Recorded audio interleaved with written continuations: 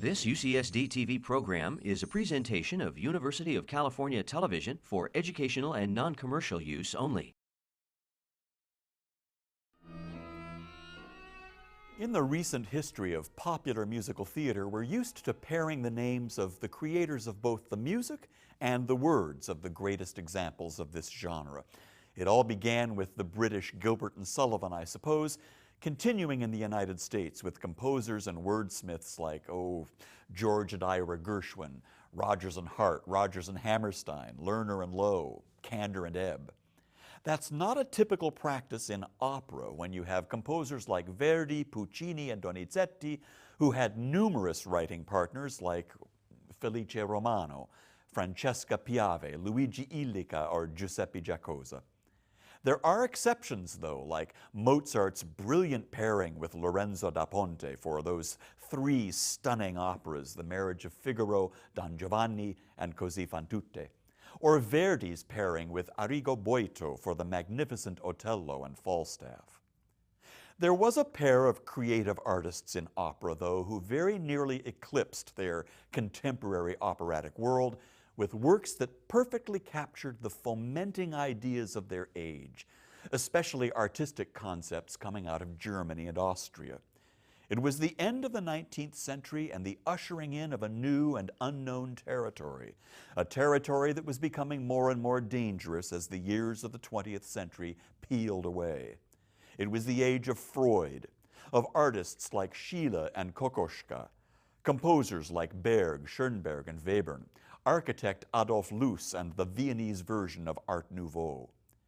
This pair of artists began collaborating in 1900. In fact, in October of that year, the librettist wrote to the composer, "What I feel is more than a mere belief in a possibility. I know we are destined to create together one or several truly beautiful and memorable works." How true and how prophetic those words proved to be. The year 1900 turned out to be the beginning of a nearly 30-year relationship that would result in 6 monumental works of the German operatic repertoire: Elektra, Salome, Ariadne auf Naxos, Die Frau ohne Schatten, Die Ägyptische Elena, Arabella, and the subject of today's program, perhaps their greatest collaboration, Der Rosenkavalier. It's my pleasure to introduce you to the composer Richard Strauss and the poet Hugo von Hofmannsthal. I'm Nick Reveles, and this is Opera Talk.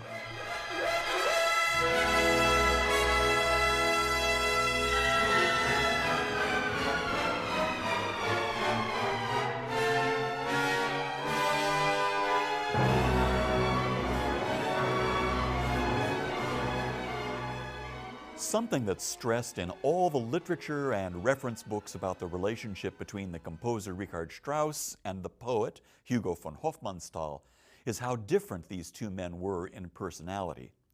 Hofmannsthal, a Viennese through and through, was raised in the rather rarefied atmosphere of an upper-class Austrian banker whose home was often populated with writers, poets, and persons involved in the theater. Hugo wrote poetry and plays from his earliest years.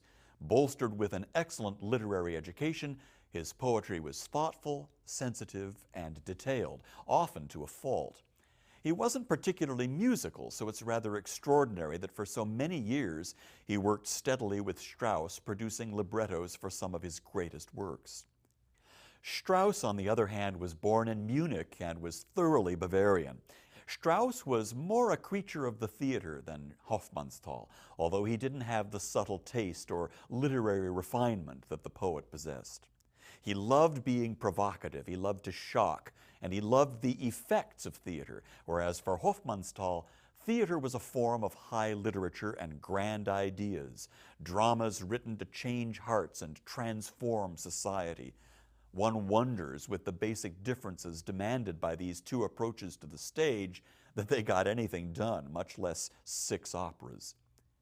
These two unusual partners began their working relationship with the opera Elektra, a project that Strauss desired based on a play that Hofmannsthal had already written in 1903. The play had been directed by the great and seminal stage director Max Reinhardt, who was later to found, with Hofmannsthal, Strauss, and other artists, the annual Summer Salzburg Festival. Elektra premiered in 1909 and is typical of the kind of stage piece that they would create. A heavily orchestrated score with a text dripping with meaning, symbolism, and erotic subtext. Musically, it's very dense and highly chromatic, almost to the point of atonality. But even during the creation of Elektra, Strauss yearned to write a lighter work, a comedy, almost a kind of palate cleanser after the excessive tragedy of Elektra and his earlier opera, Salome, from 1905, which had the same serious, tragic character. Now that his relationship with the librettist had been solidified by a successful experience, he approached the comedy idea with Hofmannsthal. The dramatist was already working on a Casanova-type story of 18th century Venice, which was comic and lighthearted. So while he was in that area of influence, he proposed a piece that would hearken back to the Vienna of old, that produced operetta, Singspiel, and the tried and true comic devices of traditional German comedy. Hofmannsthal said in a letter to Strauss, "I've spent 3 quiet afternoons drafting the full and entirely original scenario for an opera, full of burlesque situations and characters with lively action. It contains 2 big parts, one for baritone and another for a graceful girl dressed up as a man. The period? The old Vienna under the Empress Maria Theresia." Now, only those 3 elements, the baritone, who later obviously becomes Baron Ochs, Octavian, the trouser role, with a mezzo-soprano playing the role of a man, and the time period of the story existed at this point. But Strauss was delighted, and an enthusiastic correspondence ensued until the whole scenario was fleshed out. There's a wonderful description of Strauss's composition of Der Rosenkavalier by his son Franz, who was then 12 years old. They lived in Garmisch-Partenkirchen in Bavaria, a resort town best known today for its excellent skiing. Strauss would stroll every day in his garden with a sketchbook amongst his roses, jotting ideas down that he would then transfer to manuscript paper before lunch or dinner. Then at around 8:30 or 9 in the evening, he would sit in his parlor with his wife Paulina, trying out what he wrote that day at the piano, experimenting and developing the musical ideas. Frau Strauss would often help him by commenting on what he wrote, giving her opinion. In fact, he came up with the melody to the famous trio at the end of Rosenkavalier when he was sitting at the piano playing a phrase endlessly over and over again. When she poked her head into the studio and screamed, "Get on with it," you wouldn't think that one of the most sublime pieces of music in opera would have come from such a mundane beginning.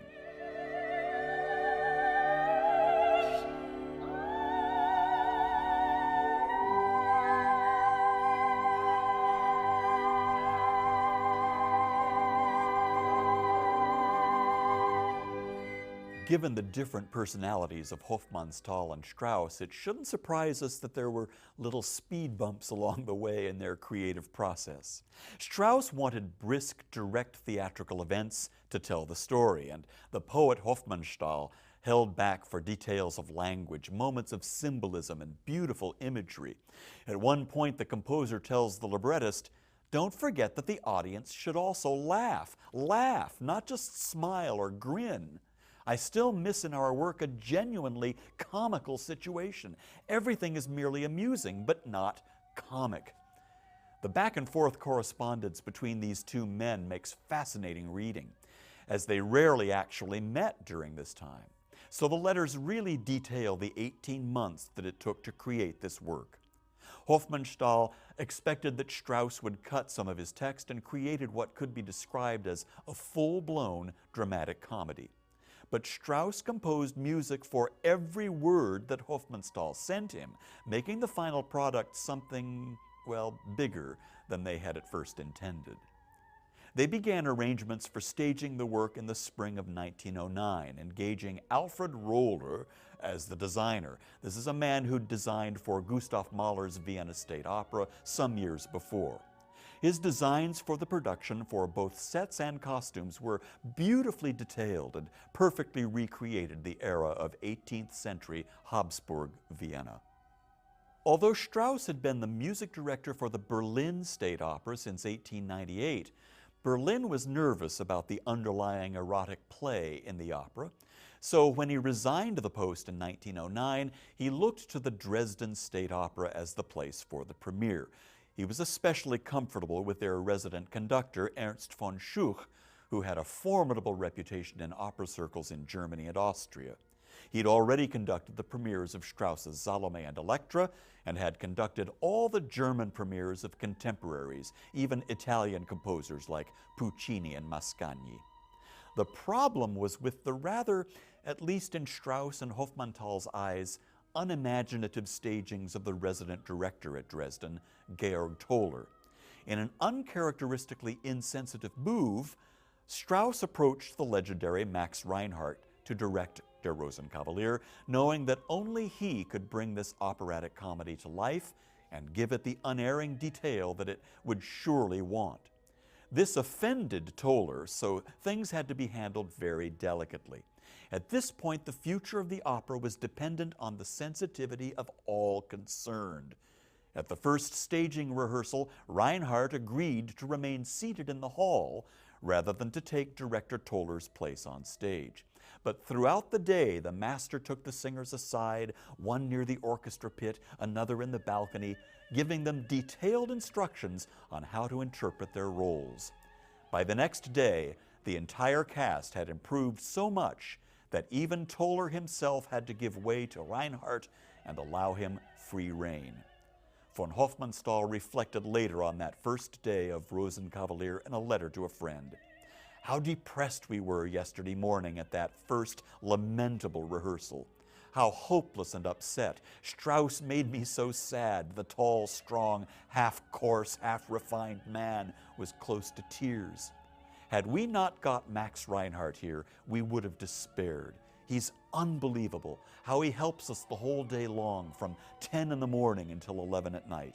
First on the stage, then just in a room, so gently, almost imperceptibly, yet so powerfully, truly like a magician. The opening night, January 26, 1911, was one of those truly spectacular, grand theatrical successes that one dreams of. There were 25 curtain calls and a 10-minute ovation for Strauss and conductor von Schuch.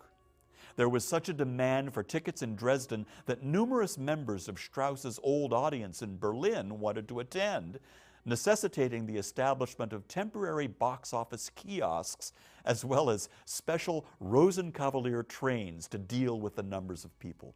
These audience members knew that it would be a long time before the imperial censors in Berlin would ever allow Der Rosenkavalier to be produced there, given its rather racy content. The opera then traveled to other German cities, Nuremberg, Munich, Hamburg, then to La Scala with Tullio Serafin conducting.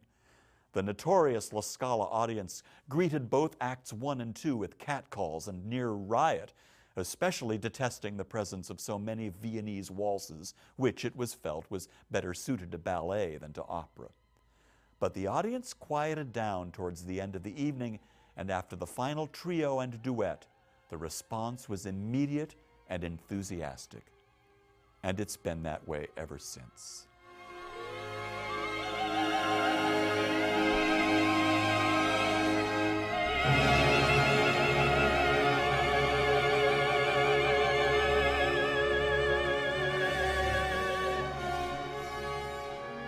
The story of Der Rosenkavalier takes place in the 1750s in the heart of the capital of the Habsburg Empire, Vienna. It's early morning in the bedroom of the Marschallin, Marie-Thérèse, the wife of the imperial field marshal, and she's just spent a very active evening with the 17-year-old Octavian, the Count Rofrano. At an especially inopportune moment, the Marschallin hears the very loud and boisterous approach of her distant country cousin, Baron Ochs. Octavian runs into a closet and changes into a maid's uniform, now becoming Mariandel, the Marshallin's new maid. The Baron is there essentially on business. He wishes to become engaged to the young and beautiful Sophie von Faninal, whose father is a wealthy nobleman with estates that the Baron hopes will end up in his hands. He needs the Marschallin to suggest someone to be his go-between, to follow an ancient Viennese custom and bear a silver rose to the intended bride, to be his Rosenkavalier, or rose-bearer. The Marschallin cleverly suggests a distant relative, Octavian, Count Rofrano, who, of course, at that very moment is experiencing the rather coarse seduction techniques of the Baron. At that moment, the Marschallin's servants enter for her morning levee. Among the courtiers are the Italian conspirators Valzacchi and Annina. There's also a lawyer with whom the Baron seeks advice on his marriage contract to Sophie. In the midst of the general hubbub, the Marschallin glances in a mirror and suddenly sees herself as an old woman. She's not, of course, but given her passionate affair with a boy 15 years younger, she experiences a moment of insecurity and nostalgia. She dismisses everyone from her boudoir and in a short monologue reflects on the cruel passage of time. When Octavian returns out of costume and in his normal clothing, she warns him that one day he may find someone younger and more appropriate in age. He protests, of course, but being older and wiser, she knows that this is inevitable. She sends him on his mission as Rosenkavalier for Baron Ochs. But after he's left, she realizes that she forgot to kiss him goodbye, and regret sets in yet again. Act 2 takes place in the palace of the Faninals as Sophie and her father await the arrival of the Rosenkavalier. Sophie prays that she'll be worthy of the match. When Octavian enters dressed in silver from head to toe and bearing the precious rose, both of the young people feel the stirrings of love.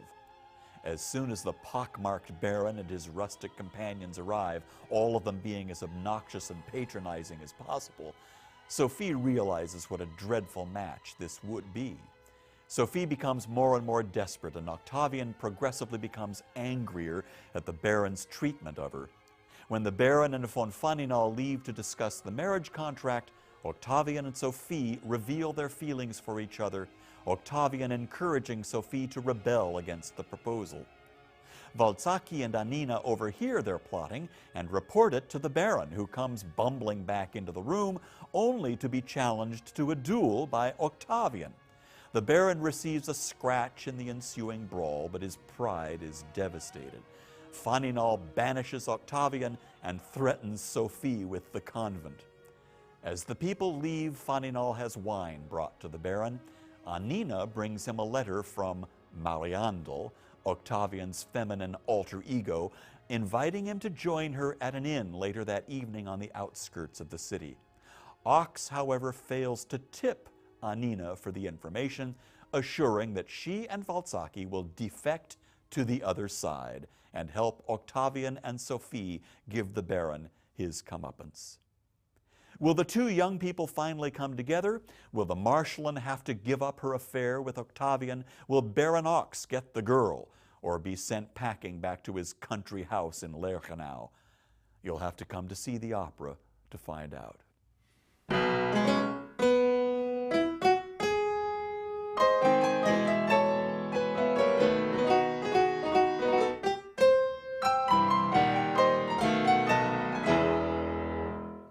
That's the famous opening of Strauss's opera Der Rosenkavalier, famous because of what it describes even before the curtain goes up on the opera.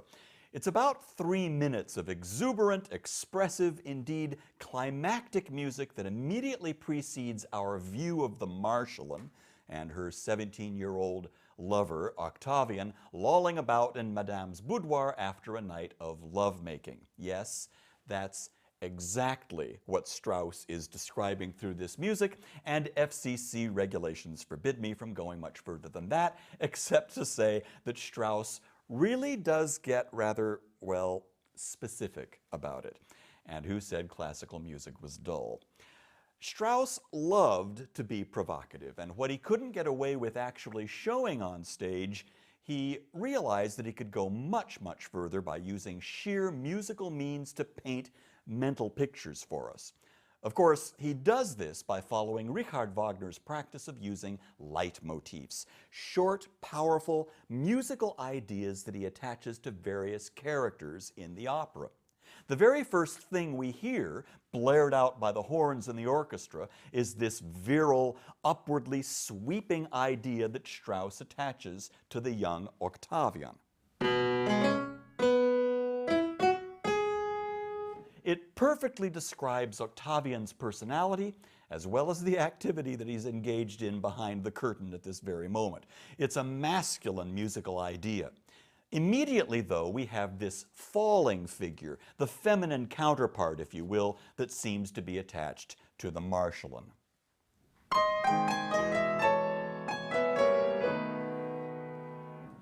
What's especially interesting is how composers take these short motifs and produce new music with them. And here's a brief example. Let me remind you of Octavian's theme introduced by the horns at the top of the show.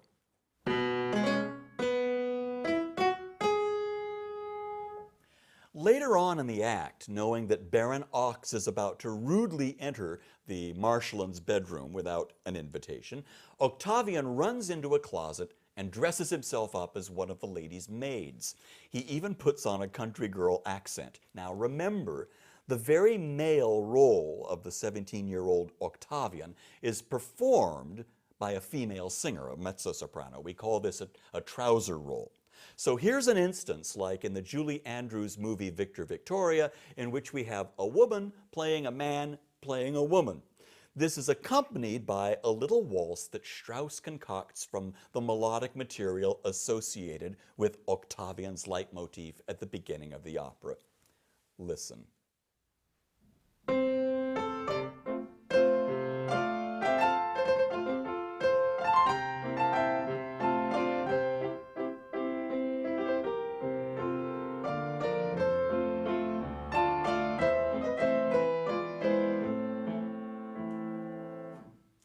The waltz as a dance form didn't exist in 18th century Vienna, which is the world of the Marschallin and Octavian.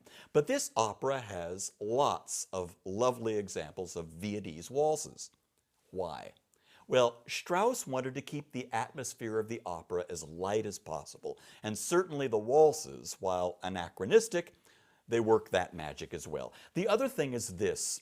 As the conductor Georg Scholti once pointed out, every time there's a waltz playing in this opera, Rosenkavalier, some character or another is lying or pretending to get away with something in the drama that's unfolding on stage.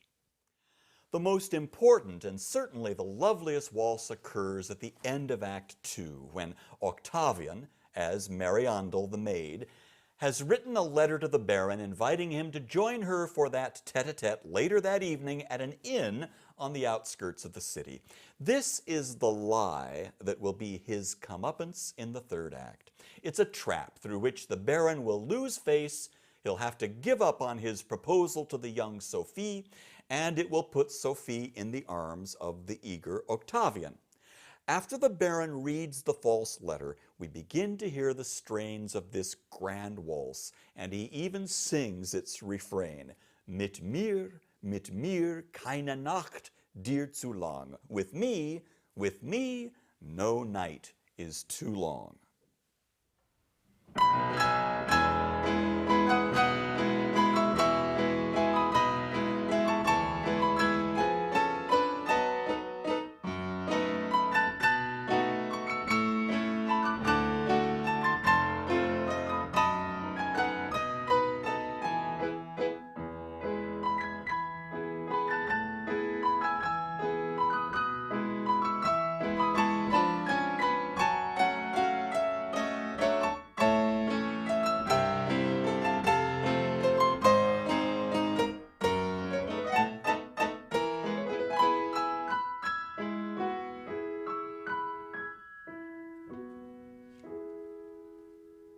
Well, it's time for our resources section of OperaTalk, and when it comes to Der Rosenkavalier, we're in luck. There are some wonderful recordings, as well as a couple of terrific DVDs, so let's get started.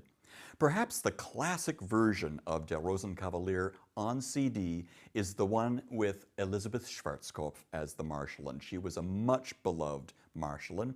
Christa Ludwig is her Octavian. Theresa Stick-Randall is the Sophie. But I think the best thing, the best person in the cast is Otto Edelmann as Baron Ochs. He's absolutely note perfect and character perfect as well. This is, of course, conducted by the famous Herbert von Karajan, the Philharmonia Orchestra doing the honors. Another wonderful recording is with Kiri Te Kanawa as the Marschallin, Anna-Sophie von Otter as Octavian, and Barbara Hendricks as Sophie. When these three ladies meld their voices together in the trio at the end of the opera, it is absolutely stunning. Kurt Riedel is the wonderful Baron Ochs. This is all conducted by Bernhard Haitink with the Staatskapelle Dresden Orchestra, and of course, the Staatskapelle Dresden is exactly where, in 1911, Der Rosenkavalier had its world premiere. So there's a great tradition of playing Rosenkavalier in that town and at that opera house. My all-time favorite recording, however, is the one with Régine Crespin as the Marschallin, Yvonne Minton as Octavian, Helen Donat as Sophie, and Manfred Jungwirth as a wonderful Baron Ochs. This is conducted by Georg Scholti with the Vienna Philharmonic. It's an absolutely sumptuous recording, great sound despite the fact that it was recorded back in the mid-60s sometime, a really, really wonderful recording. There are a couple of DVDs. There's one coming out very soon with Renee Fleming from the Metropolitan Opera. This is on Blu-ray. But I have to tell you that my favorite Der Rosenkavalier on DVD at the moment is with Renee Fleming as the Marschallin from Munich. This with Christian Thielemann conducting the Munich Philharmonic. Sophie Koch is the very convincing 17-year-old Octavian. Diana Damrau is the wonderful Sophie, and Franz Havlata plays the role of Baron Ochs. This production is updated a bit to the 1920s, but it looks terrific. It is still in that wonderful Viennese atmosphere, and I know you'll enjoy it. Out of all these resources, I'm sure you'll be able to come up with something that will help you get to know Der Rosenkavalier just a little bit better before coming to the Opera House to see it.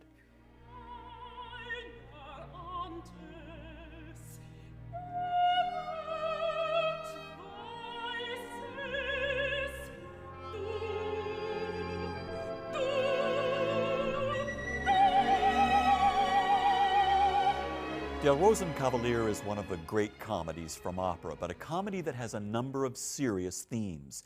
This puts it in the same genre as operas like The Marriage of Figaro and Don Giovanni, like Falstaff or Die Meistersinger, which have wonderful comic moments but are essentially serious works. Don't let that keep you from enjoying it, because there's much to enjoy. The music, the characters, the story, the hijinks, and those wonderful Viennese waltzes. I'm Nick Reveles. I'll see you at the opera.